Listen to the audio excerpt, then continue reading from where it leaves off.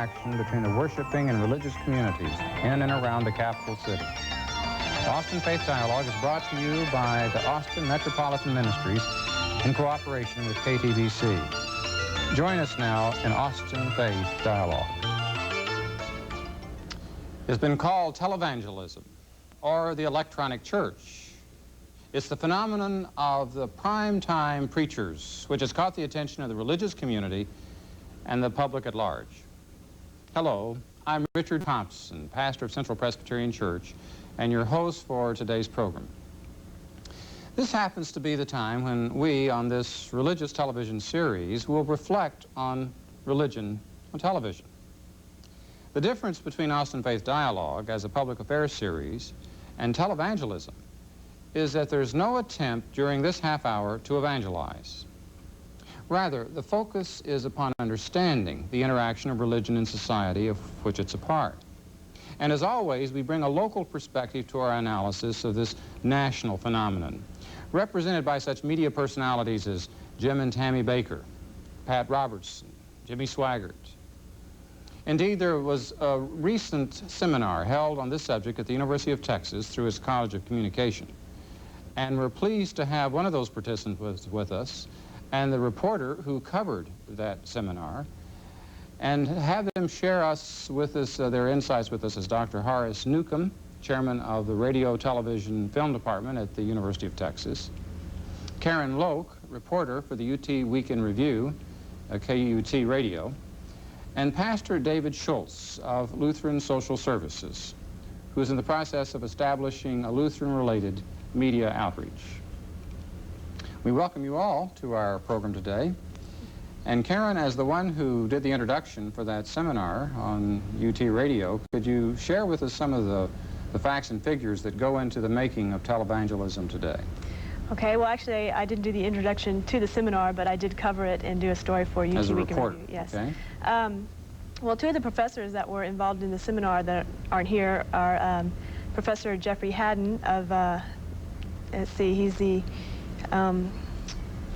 professor of sociology at the University of Virginia, and he spoke about the message that these televangelists are portraying. Mm-hmm. And he talked about four different topics. The message of salvation, which brings along judgment, Mm-hmm. The message of hope, financially, spiritually, and health-wise, and prophecy, and also entertainment, which is more of a content of religious broadcasting than an actual message. So the various dimensions of televangelism. Mm-hmm. All right. And the other professor was Professor Robert Abelman, and he's also a graduate of University of Texas, by the way. And he's now associate professor in the Department of Communication at Cleveland State University. And he talked about who's watching this religious broadcasting and why. Mm-hmm. And some interesting facts were he broke up the audience. He did a survey of 600 people nationally, so wide spectrum. And he broke them down into three categories. He talked about the ritualized viewer, which makes up at least 50% of the religious broadcasting viewers. And then he talked about the instrumental viewer, who makes up about 32%. And they're more watching it more to gather information politically or socially, or just out of curiosity. And then the reactionary viewer, who is not that interested in religion, but just is bored with secular television. All right. So I think then you have various purposes that people have evidenced as to why they watch televangelism. Oh yeah. And I think that Dr. Newcomb, you're into the understanding and analysis of why people are doing this, maybe from some other points of view. Well, actually, what I spend most of my time doing is thinking about television and how it plays a role in people's lives. I don't do the kind of social research that Bob Abelman does based on surveys and so on. What I try to do is look at the programming itself and the way it fits into other broadcasting patterns and see what it offers to people, and then try to relate that to other forms of American communication, from the novel to the film to comic strips, for example. All right. Well, we're seeing then that you're dealing with the media in a broad sense. Yes. In relation to other kinds of cultural dimensions. But what about televangelism?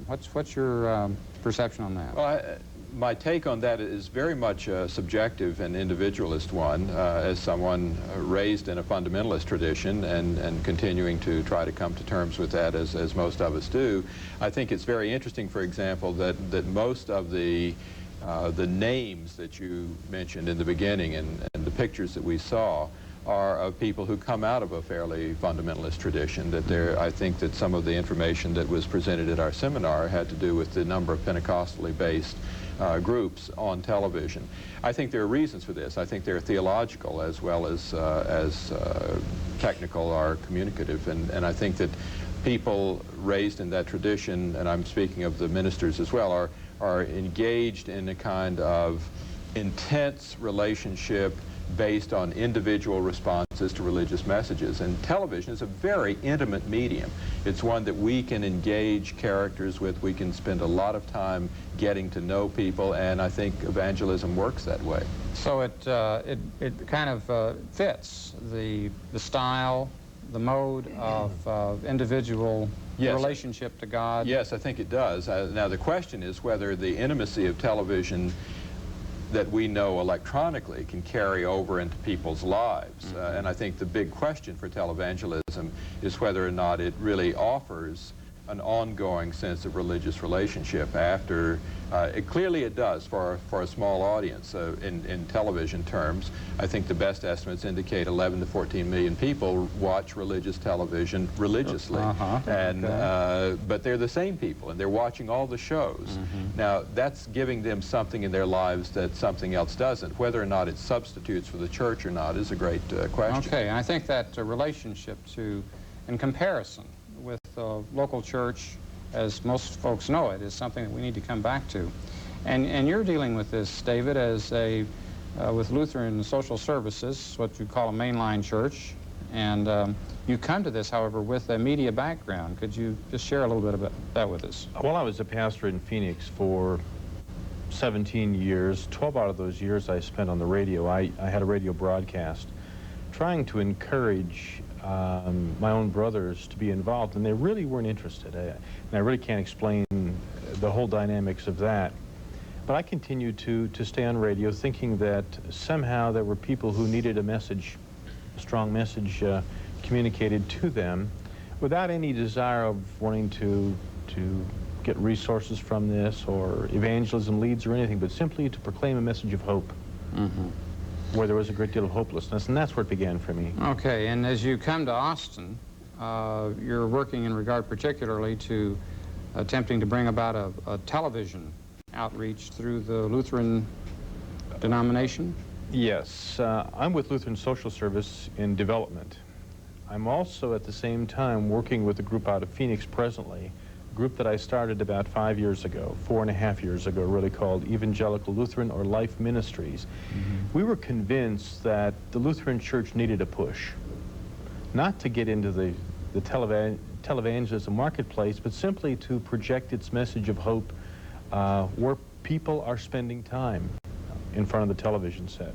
Really kind of at loose ends, trying to discover where could we fit in without trying to reinvent the wheel. And over the course of the last 4.5 years, what we've done is because there's a great deal of change happening within the Lutheran Church itself, both within the Missouri Synod and also within the ELCA, the new body, we felt that our position was really to observe and wait. And as we see ourselves being postured for positioning, it looks like we can best be used as a catalyst between all the bodies eventually. Theologically, they don't agree, but there are practical ways in which we can submit the best of all, So to cut across all of the different lines and divisions within Lutheranism. And then try also to find an area of education, to try and find young people who really are sincere within our community to get into evangelism or to get into Lutheran communications and provide schooling for them. One of the things that I've discovered through our experience with Austin Faith Dialogue is that the outreach that is possible through public affairs of necessity has to be ecumenical. In other words, we've got Lutherans and Presbyterians and Catholics and the Jewish and the Islamic community all related to what we're doing here, and the extent to which This is in contrast that I was setting at the top of the show is to a relatively narrow broadcast purpose and message. And I think one of the real issues is whether the narrowcasting versus the broadcasting, whether it will have a different effect and whether it will have the same appeal. Now, the appeal of the televangelist is clear. I think on that radio show, Karen, didn't you have some facts and figures about how many of these broadcasts there were and how many hours a week and so on? I don't know exactly how many hours, but at various times there's up to 100 syndicated programs. Syndicated meaning at least in 5 major markets. And at one time, I think you could find religious broadcasting 24 hours a day. I'm not sure if that still holds true today. Maybe. CBN is a 24-hour broadcast network, right? And as you saw in the opening of the show today, there's a huge following. I mean, people congregational-wise, watching the televangelist involved in the church or just watching at home. And one of the facts that, or research that Dr. Abelman found was that there were, anywhere between 14 to 40 million viewers. Okay. Between 14 and 40 million. That narrows it down rather unspecifically. Do you have any studies that show more clearly? The best study I know was commissioned by a Rice University sociology professor, Bill Martin, who is a Texan who writes a lot about televangelism. And Bill had a study done several years ago through Arbitron and found the figure that I used, about 14 million regular viewers. I think, especially now with cable zapping machines, all of us watch a little bit of it once in a while, if for nothing else to make a joke about it. But that may be where the 40 million figure comes. It's probably, have you seen religious broadcasting in the last month? And I'm sure you could probably get 40 million people to say, sure, I watched 2 minutes. But the regular viewers, I think, are a much smaller number. And I think that's one reason that televangelism has financial problems, because those people are being appealed to by many, many different groups for support funds, because the big people have to raise money to stay on the air, and that's essentially what they spend a lot of time doing. You know, I have to say, though, that the extent to which there are as many broadcasts, syndicated religious programs as there are, is you can't help but feel that the mainline churches, the traditional denominations and so on, have not met the needs of people.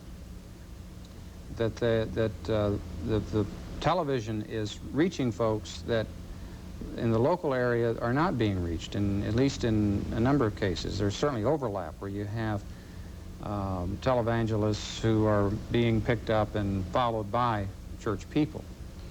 But somehow, David, as a Lutheran pastor, have you had the sense that there's a vacuum there, in a sense, that is being filled by Our statistics tell us that less than about 0.2% of Lutheran people watch religious television. The reason for that probably is, number one, the pastor is the focal point of ministry, and the church is also the additional focal point. They believe what their pastor says. And anything else on the outside really is taken with a great deal of suspicion. That's number one. But so the extent to which in the local church you've got direct relationships, I guess in sociology they call it a primary group, where you've got interaction, you've got the possibility of sharing in life otherwise, that cannot be duplicated over the mass media. And have you had a chance to pursue that aspect of it? I've not pursued it formally. I think it's an interesting question. I think obviously some kinds of emotional, interpersonal needs are being met. This is one of the reasons this seminar was held in the college, because it was held for a group of our honors students in the Senior Fellows program, and it was an attempt to see how interpersonal or individual communication weds itself with traditional rhetorical performance of preaching, and then is wedded to mass communication. So it cut across a lot of our concerns. My own sense is that there is the possibility for a personal relationship for a person sitting at home with a television performer, and that does in some way become a personal kind of thing, But the question still remains, what happens when that person needs to be ministered to immediately, physically, psychologically, spiritually? Is there someone there? And I think that remains to be a big question, which is one reason the televangelists are very quick to say that they don't want to substitute for the local church, that they want to get people into the fold and then into a specific congregation where those things can be ministered to. Well, do you think that that your conclusion from your studies is that there will always be a local church, that's not going to be made anachronistic by the... Oh, I don't think so at all. I don't see any indication that televangelism or any other form of religious television, whether it's simply teaching or performance-oriented or public service, will ever replace the local church. Other things might, but I don't think television will for many of these reasons. One of the interesting points that Dr. Abelman mentioned was that although the ritualized viewer watches the most religious broadcasting, that ritualized viewer still gives more money to his local church, his or her local church, than to the televangelist, even though they make up 95% of the donations to television ministries. So I don't think that there will ever be a hindrance in the local church by televangelism. Well, I think that we're going to need to be rather realistic at this point in time about the extent to which televangelism isn't at the same place now than it was 5-10 years ago. I mean, among other things, there have been the scandals that have been connected with that. And I have to share with our viewers a book that came out by Doug Marlette, who is the cartoonist for the Atlantic Constitution. He won a Pulitzer Prize for his drawings, and this particular one is I Am Not a Televangelist, and it features the continuing saga of Reverend Will Be Done. And this is, I think the series is called Kudzu, and in one of these sequences, the Reverend, who's later ran for president, hence I Am Not a Televangelist, is in his role as a contemporary TV minister. I like to think of myself as the shepherd and my viewers out there as my flock. And of course, every now and then, the shepherds got to fleece the flock. And the extent to which that's happened, I mean, it's been proved to have happened. Tammy and Jimmy Baker and other examples that have reached the larger public. And the first thing you wonder about, well, now, is that going to set the cause of primetime religion back irreparably? Do any of you have any thoughts about that? I really don't think so. There are cracks that need to be filled, and I think that there are many cracks today among the folks out there who cannot go to church, who need more than perhaps the local church provides, and televangelism seems to just do a little bit of that every day. I don't think that one person or two people in their bad behavior are going to affect the world. Affect television, affect televangelism.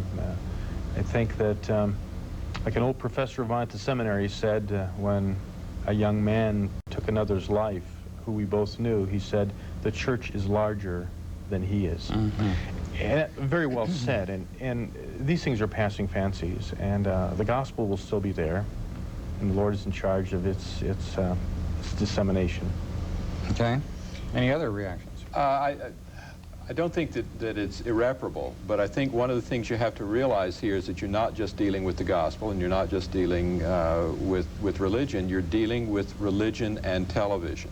And people relate to television in a different way than they do to other things, I believe. And that the scandals are national, they're international, they're public, they're followed in minute detail, and they will be followed as the trials go on, and as Swaggart rebuilds his own ministry. I agree that certainly the gospel will continue. There is no question about that. I think there is some question in many minds about the viability of televangelism as it is practiced by these very large-scale operations which demand so much money and can bring in so much money that the flock is fleeced. There's no question about the corruption that's there, and I think that it did do some very strong damage to the people who were directly involved. We know that those ministries have really fallen on hard times. But it is a very different phenomenon when you get with these cameras and these lights and these microphones. Yes, right. It's a different world. Well, and I have taken from William Foer's book, Television and Religion, for being the television person for the National Council of Churches, and he says that this multi-million-dollar business has become a captive to the commercial broadcasting system to get more money, to purchase more airtime, to reach more people, to get more money, a never-ending cycle. And I think that the extent to which the primetime preachers become captive to that system has several implications, one of which is, can you really preach the gospel? If you define the gospel as a message that's got a sharpness to it that will displease the viewers, or whether it caters to certain prejudices or to certain ideologies. And I'm just wondering whether it's any accident that the bulk of the televangelists are conservatives politically. And Jerry Falwell has been known to support Republican candidates. Pat Robertson was a Republican contender for the nomination. Is there any accident that televangelism and conservative politics go together? I don't think it's any accident. I think that that there is a very strong strain in the churches and in the traditions which have been able to wed their performance styles. Everything from their musical styles to their preaching styles to the talk show style that we know from tonight, from Johnny Carson. And they've done it very carefully and very well. They've really done it as well as anybody. And the conservative politics happen to be embedded in those strains. It's no surprise to me that they're Southern churches, that they come out of the fundamentalist evangelical Pentecostal traditions, that they're very powerful on air. I can't watch Jimmy Swaggart without being moved. And yet I disagree with both his theology and his politics. But I'll sit there, and if I cross it on the channel, I'll watch it until something offends me, and then I'll move on. And it's not his gospel that's offending me, I'll say. So. You had a comment on that. Well, when Pat Robertson was running for president, was when the scandals broke out. And his largest following politically, which fits into Dr. Abelman's category of the instrumental viewer, the one who's watching to gather political information or information on society in general. And I don't know if this is kind of ironic that it happened right during his campaign, but he lost a lot of support when the scandals broke out because he kept going around saying, I'm not a televangelist, trying to avoid the scandals, we understand that. But he couldn't avoid it entirely. I mean, he's got the 700 Club, and it's one of the first information religious broadcast programs there were. So he just couldn't separate himself from that. And his supporters, the instrumental viewer, are the ones that vote. Abelman's research showed that the reactionary viewer, which made up 20%, which are the viewers that are just bored with secular programming, and the ritualized viewer really weren't politically involved, so they weren't likely to go out and vote anyway. So when that happened, he lost a large following and eventually led to his ruin. Whether he was directly involved with the scandals or not, it hurt his campaign, and I think the secular audience, the audience in general, will remember this, and it scarred a lot of political aspiration. But I do believe that they do know it's not a mistake that there's a lot of political aspiration in televangelism. Not just a coincidence. You know, the one thing too, David, I think both of us, having served local churches, you in the past, and I continue to do this, know that the whole issue of being forthright about controversial issues about taking stands on the affairs of the day, whether it's abortion on the one hand or the nuclear issue on the other, that the temptation always is to soften that, to waffle on that, or to avoid it. And so I think it's important not to be self-righteous about the fact that the people on television are trying to play to the common denominator.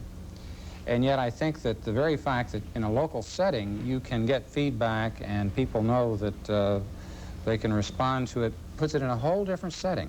And where else except in a local church can you follow up on that with action, with involvement in the community, with trying to show your care and concern? And Lutheran Social Services is one of those outlets, I presume. Yeah, Lutheran Social Service cares for the needs of people, you know, from infants to the elderly, kind of in a social ministry setting, and hopefully also during its ministry to draw people closer to Christ as a result of what we do to and for them. All right, and I think as we draw our conclusion today about this, it's important to recognize that action is part of what we're hoping that you as a viewer can take with you. And as we thank these participants, hope that we've all come to a better understanding of the impact of television on religion and religion on television. Join us next week again for Austin Faith Dialogue. I'm Richard Thompson, and peace be with you.